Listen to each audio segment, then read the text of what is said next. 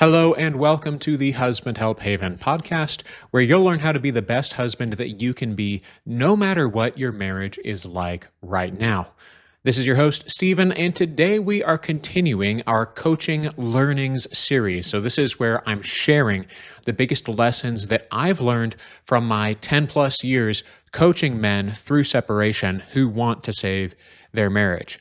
Now, today's episode is going to be talking about something that comes up all the time with clients that I'm working with, and that is the midlife crisis.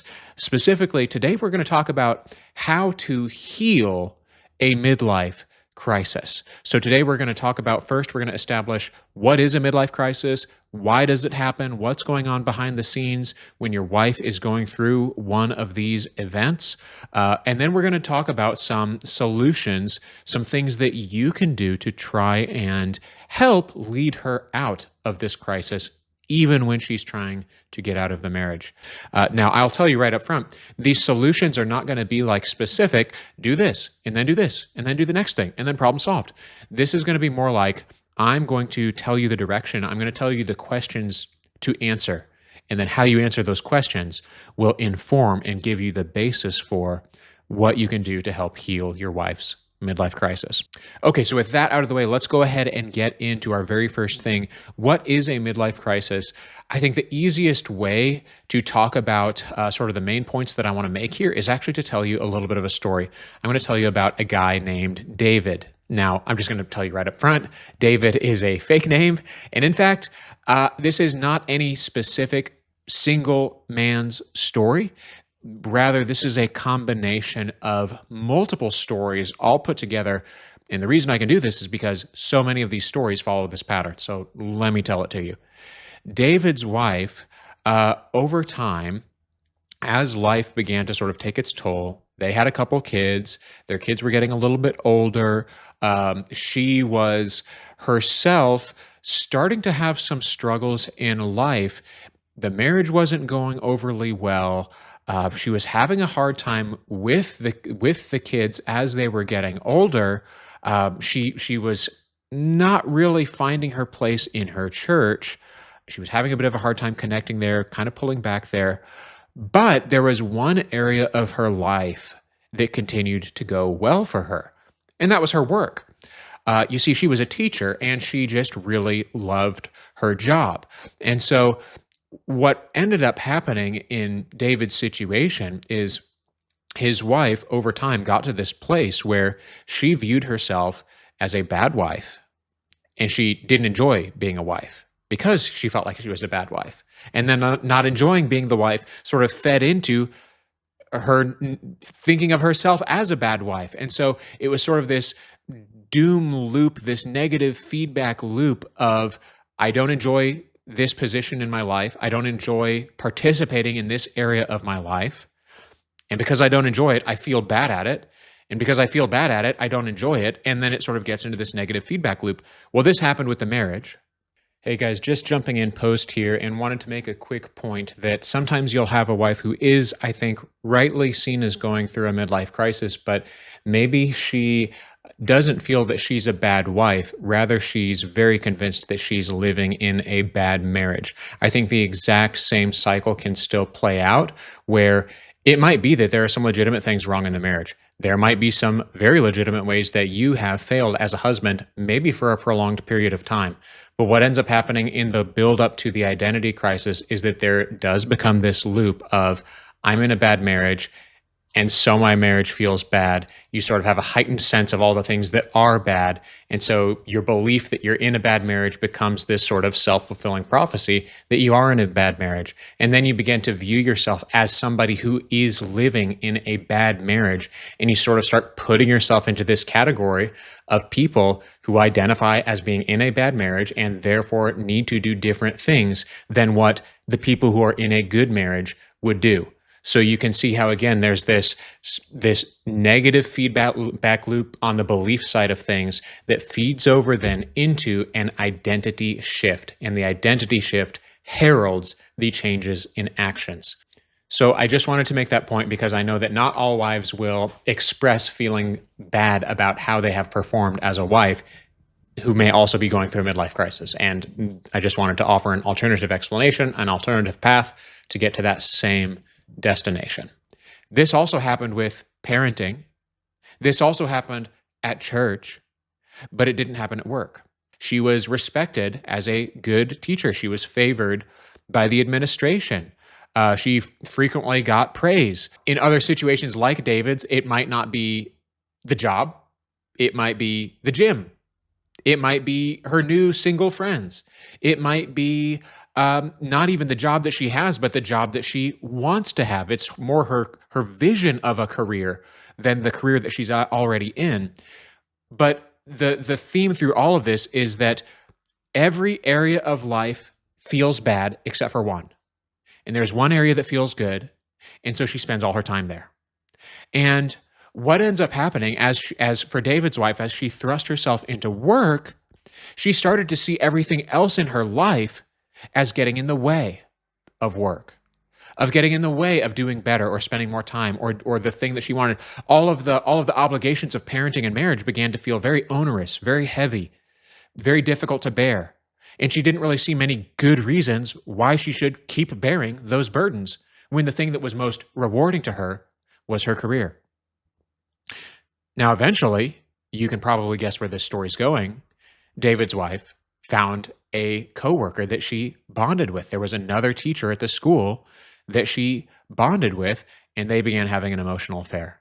And that was all happening behind the scenes when she came to David and said, I want out of this marriage. Now, again, I'm willing to bet that there are probably like 20 or 30 of you listening to this who are like, Stephen, did you just copy my story? Because, again, like I said, this exact chain of events is common. And even if you don't get the exact chain of events, I want you to pull out, and what we're going to be talking about in this episode, two core elements that do play a part in every single midlife crisis that I see. And we're going to talk about why I don't actually like that term, midlife crisis. If you've been around Husband Help Haven, if you've taken my course, if you've even read my articles, I have a couple articles on Husband Help Haven about midlife crises, you'll know already where I'm going with this first one. The first common ingredient, this is sort of the like what. So who, what, when, where, why. This is the what. What is happening with a midlife crisis? Really, I think it's an identity crisis. So you can imagine with David's wife, she got to this point where she didn't like her identity as a mother. She didn't like her identity as a wife. She didn't like her identity as a Christian. All of these identities felt punishing to her. Her identity as a teacher, now this identity she liked. This identity felt good. And so she skewed hard into that identity. Every other identity felt bad. This identity felt good. So we go hard on this identity. Now, this is why my contention is that midlife crises are really a subset of a broader category of mental health crises called an identity crisis.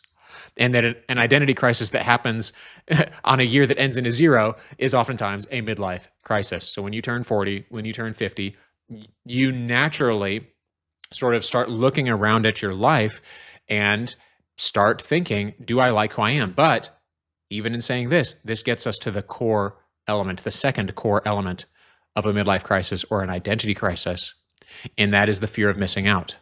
That's the fear that there must be something more out there than what you're getting in here. And this is why in my course, in Peace and Control, when we're talking about the different motives for separation, the way I distinguish between a loss of love separation and a midlife crisis separation is that the loss of love is primarily driven by getting away from the bad things in the marriage, whereas the midlife crisis is many times equally, if not more, driven by wanting to get to something that she thinks is only available outside the marriage.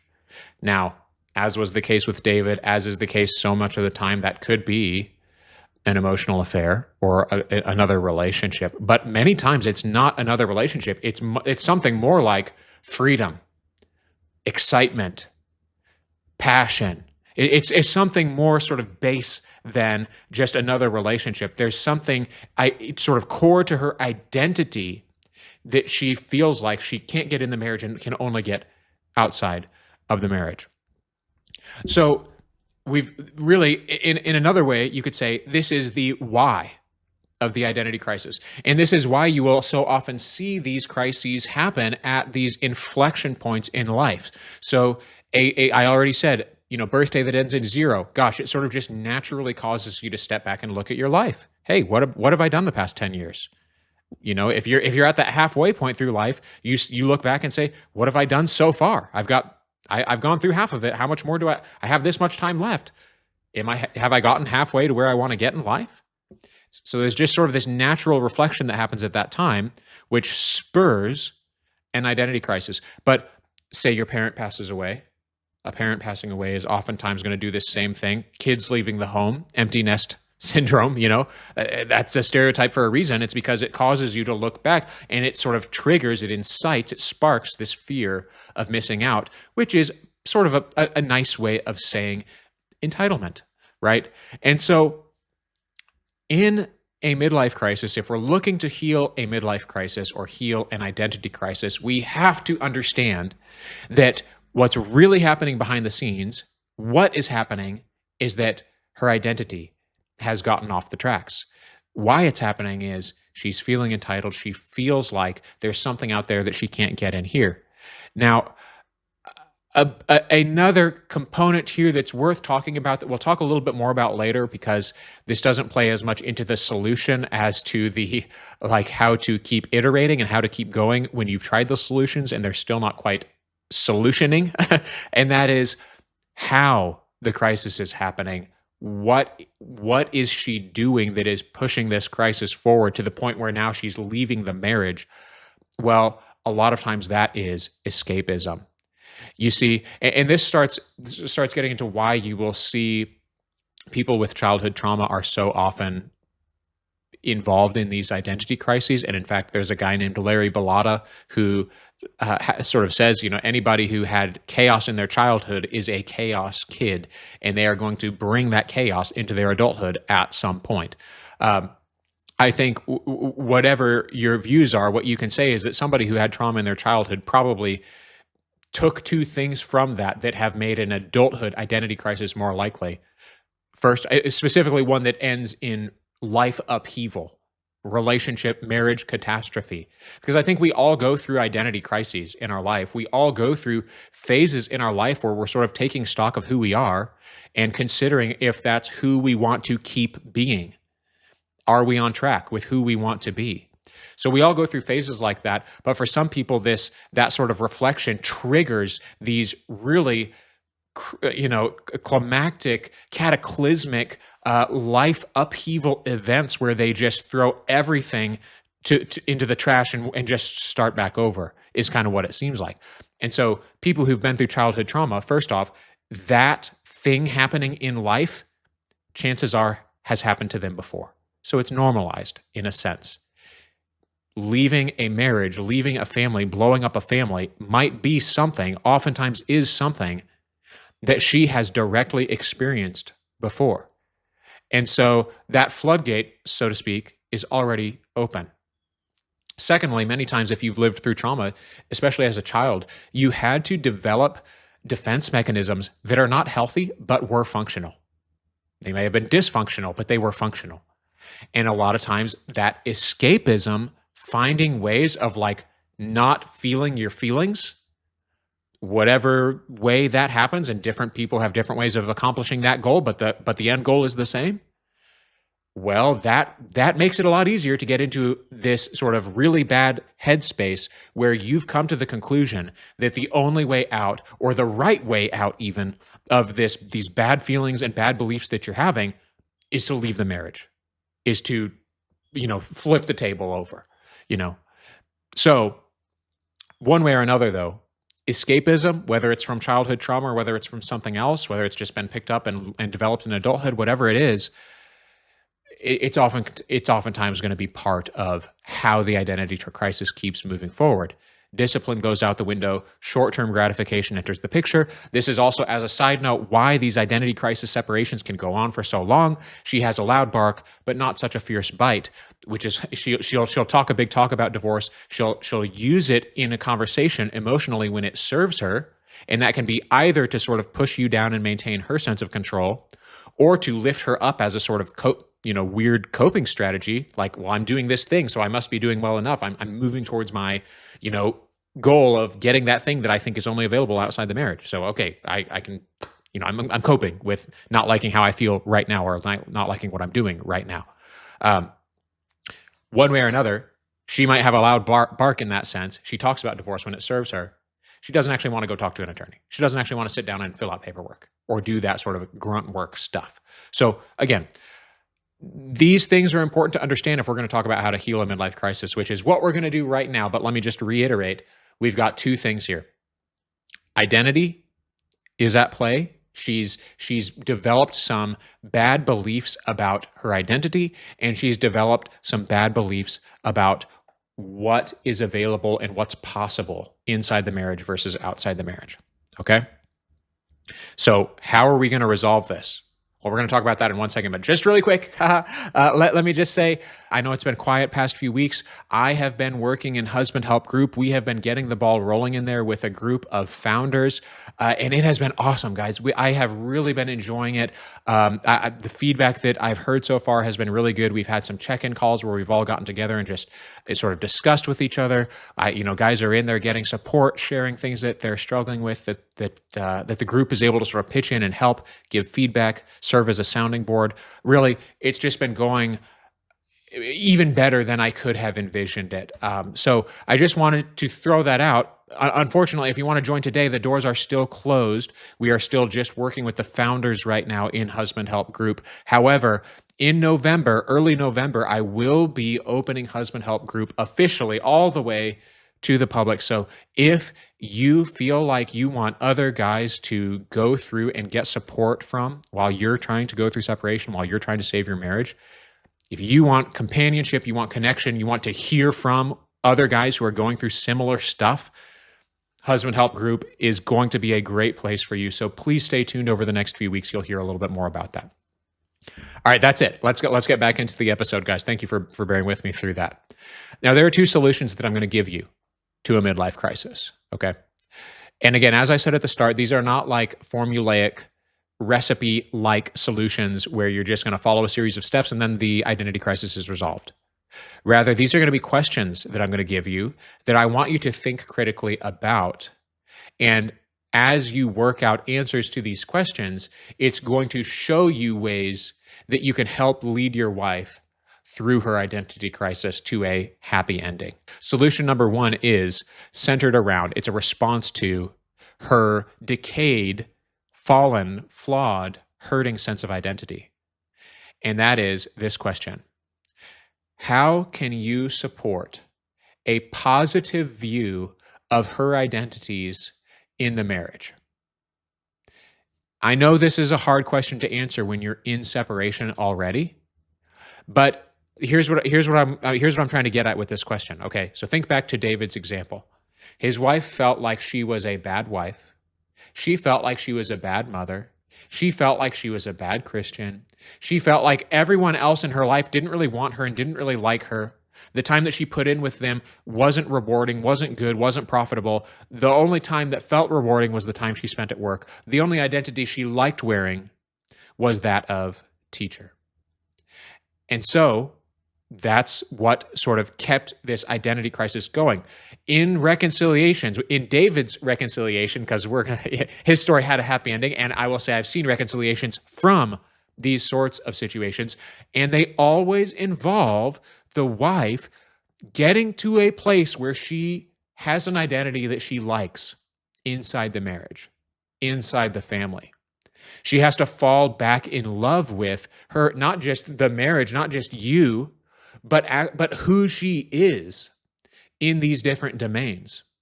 And so get a little creative and try to ask yourself, what can I be doing to make the time she spends wearing these hats, mother, wife, church attendee, family member, fill in the blank. How can I make the time she spends wearing that hat rewarding to her? How can I show her the value if she is walking around feeling like The juice hasn't been worth the squeeze. You know, the sacrifices that she's made for the family or for the marriage, they have not amounted to ROI, to return on sacrifice that seems fair or good or right to her, and she doesn't believe it's ever going to change. So if that's what she's thinking, if that's driving how she feels about herself and how she feels about what she's been doing in the marriage, then how can we show her that there actually is value? How can we show her that she has gained from the efforts that she's put into the marriage or into the family? How can we help her see the impact she's already made in your life, in the lives of those people that she matters to and that matter to her? How can you make that time that she spends feeling sort of quote unquote stuck in her marital identity or in her motherhood identity? How can you make that time feel more rewarding and a little bit less stuck? How can you make it so that it doesn't feel like these identities are so like smothering or confining? So again, I'm not telling you the answers here. I'm telling you the question. And the question that I'm going to suggest you chew on, and every guy was going to come up with a slightly different answer here. How can you support a positive view of her identities in the marriage? So again, this is going to take some empathy. It requires thinking to yourself, trying to sort out, what does she think about her in marriage identities or her in family identities? How does she see herself? And in what specific ways can I help repair that perspective? Now, this sort of is a nice segue, I think, to the second solution. This one is about, okay, so remember, problem number one was a midlife crisis equals an identity crisis. Problem number two was, we said a midlife crisis in some ways equals a FOMO crisis. It in some ways equals an entitlement crisis, or like a crisis of potentiality. In other words, she doesn't believe that what she wants is possible in the marriage. It's only possible outside the marriage. So here's my question for you. How can you support a vision of marriage that includes healthy versions of the things she wants outside the marriage? So let me give you a couple examples. If she wants freedom and independence, she feels like married life, motherly life is onerous and filled with obligation and filled with sacrifices that are neither recognized nor repaid. How can you show her freedom in the marriage?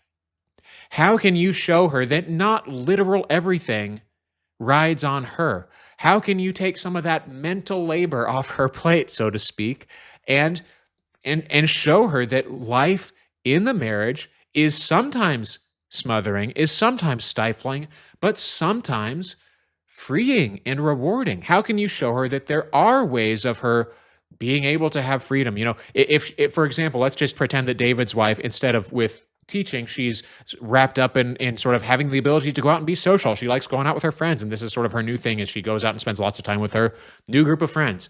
Okay, so this new group of friends might not be a good group of friends. That oftentimes in situations like this, they're kind of either pro-divorce or not pro-marriage at the very least. Okay, so that part's not good. But perhaps if we take a posture towards those friends that is a little bit more encouraging, a little bit more supportive, when she asks to go out and spend some time, she's going out for, the weekend to spend some time with these friends, maybe we just say, hey, go have fun. And we don't make her feel bad when she's home a little bit later than she said, or whatever. We just say, hey, look, guess what? You feel like you're not allowed to do this thing, and that's why you have to leave the marriage, because you really want to do this thing. But actually, I'm willing to meet you there. You can do this thing. Okay, so freedom and independence is possible. Again, I acknowledge that sometimes the thing she wants to do is an affair, and that is a totally different ballgame. So I'm not talking about that. We're not trying to support that. We're not going to help her go have an affair. But for things like just the more generic, like I'm feeling burnt out, I'm feeling like I'm constantly needed way too much in my family life. Well, gosh, how can we support her feeling more freed from that? And maybe there's something fruitful that comes from that. Maybe that helps her rewire a little bit, see things a little bit differently. Okay, another example. Instead of freedom and independence as the things that she feels are only possible outside the marriage, what if it's excitement, passion? She says, I love you, but I'm not in love with you. I'm missing the passion in my life. Well, okay, we might not be able to get all the way back to romantic passion. Chances are we can't right now. But maybe we can still show her that new experiences are possible. Maybe if instead of passion, we think in terms of excitement or just like general zest for life, is there any way we can demonstrate that? And even if we can't demonstrate that with her, can you demonstrate it with yourself, showing, hey, I am somebody who's going to go out and experience new things in life? I'd love to have you along for the ride. Respect that you might not want to. I respect that you're figuring things out right now. But for my part, I am a person who does new things, goes new places, meets new people. I enjoy life. So come along for the ride with me. Okay? So again, we're not getting all the way back to passion to I'm madly in love and we have this, really, a zesty connection with each other, but we can find a zesty connection with life. And just as a side note, you can sort of get from these things why a lot of times the prescription when you're trying to save your marriage in an identity crisis situation like this is to take the pressure off, to go a little bit of mystery man, to introduce a little bit of space into the relationship, or let there be a little bit of space. Because two things this does, right? It shows her, guess what? I am not as dependent on you as you might think I am. So if she has a belief that everyone's way too dependent on her, we're showing her, no, actually, I can survive. We can survive. If you take a little space, you're allowed to do that. But also it shows her, hey, gosh, maybe we're not just trapped in these routines. We're not trapped in this sort of stagnant place where we're just going to be the same people forever. Look, he's changing. He's going out and doing stuff. He's like pioneering the way forward in his life. Maybe I should think differently about married life. Okay. Now, I will say again, in the reconciliations that I've seen from these identity crisis separations, these two questions being answered well is definitely a common thread in the situations that end up in reconciliation. So finding ways to support a regrowth of positive identities in the marriage and positive beliefs about what's possible in the marriage is a core part of her pulling out of her identity crisis still in the marriage. But let's move on to our third solution. Because I know that there are some of you listening to this, some of you who've been around Husband Help Haven, maybe some of you guys who are in Husband Help group, and you're thinking to yourself, well, Stephen, I've heard you say these things before, I know these things, and it hasn't worked yet, or I'm not seeing, she still seems stuck. Is there something I'm missing here? And this is why the third part of helping your wife heal from her midlife crisis is answering this question. What does enduring her crisis require of you? What does it look like to endure her crisis well? Because the thing that you can't fix for her is the escapism, is those dysfunctional thought patterns.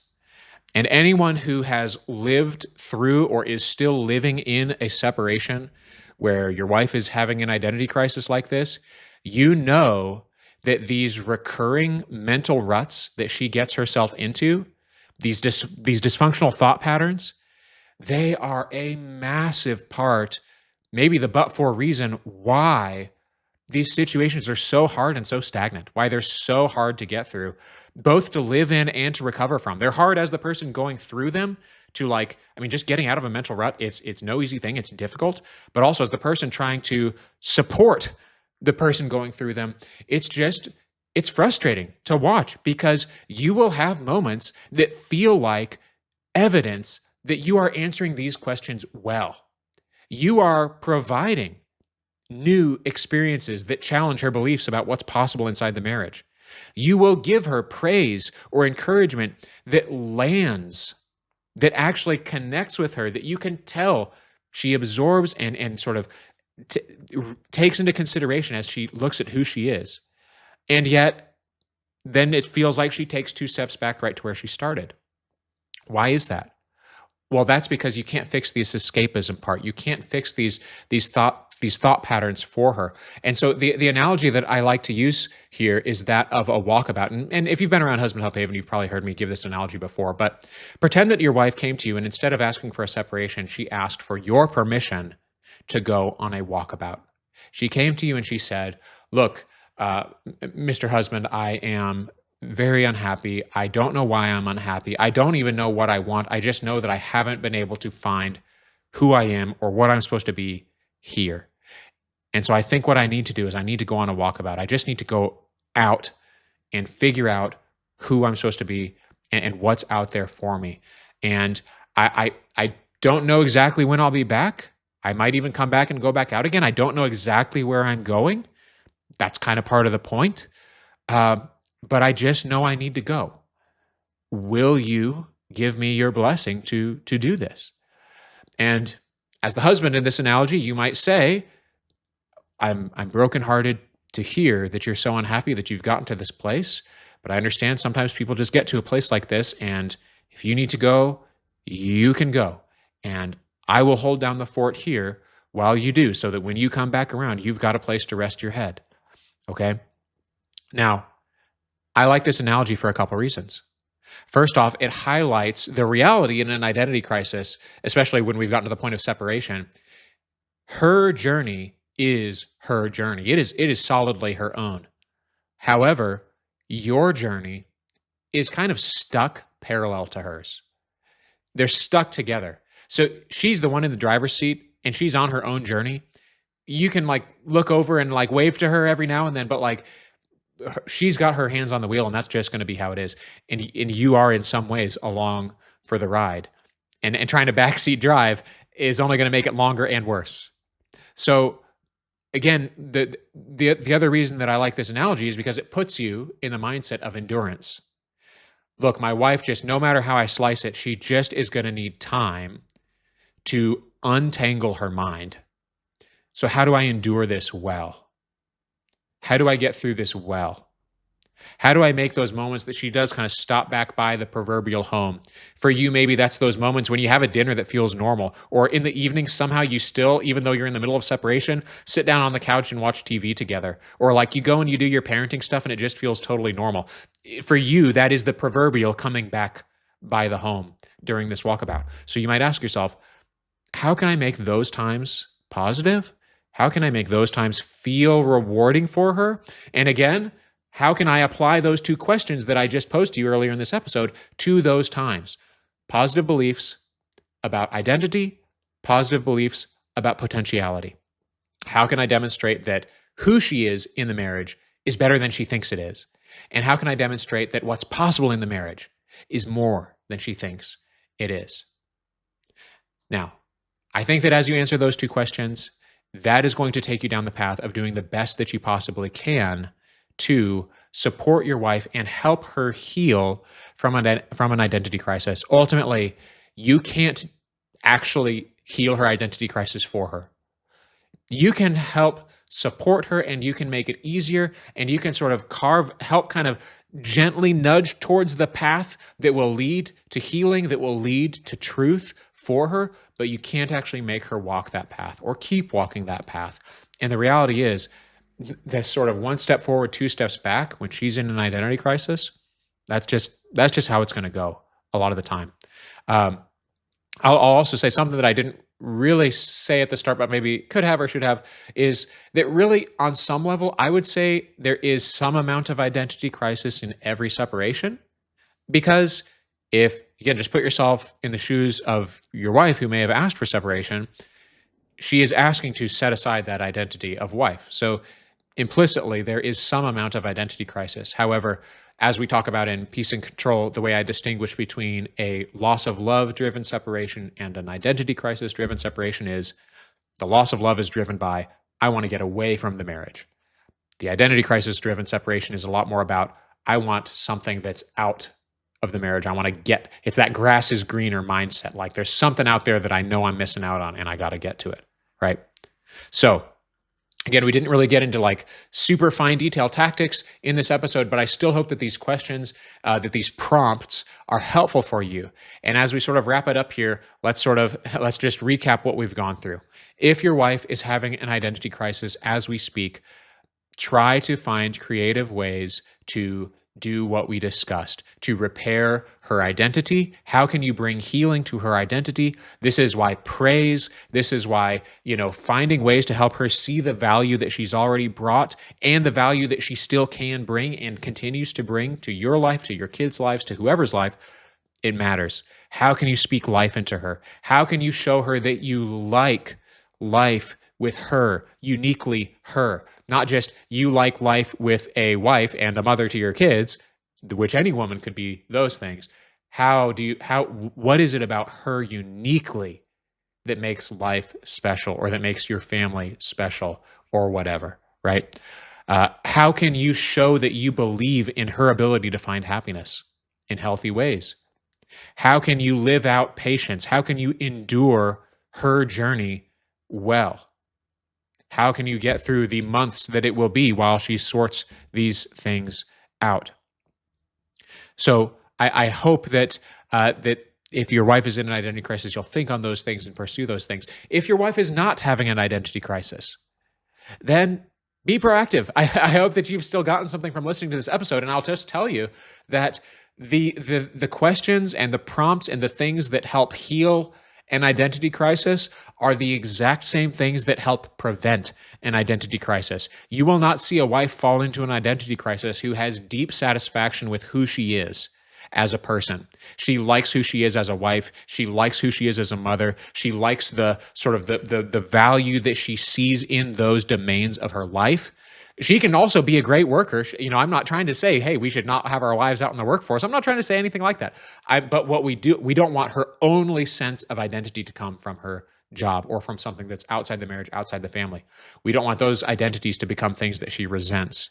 So the way that we hedge against that, the way that we prevent that is by making sure these identities that she holds that are core to who she is as a wife, as a woman who is in a marriage, in a family, how do we make those identities rewarding and seem good and valuable and worth sacrificing for? And additionally, same thing. How can we keep showing her that those beliefs that she had when she came into the marriage are still true? The beliefs about who you are, about what married life should or could be like, about what's possible, about what your future will look like. How do we keep supporting those beliefs so that they don't fade away and become lost or replaced by negative beliefs?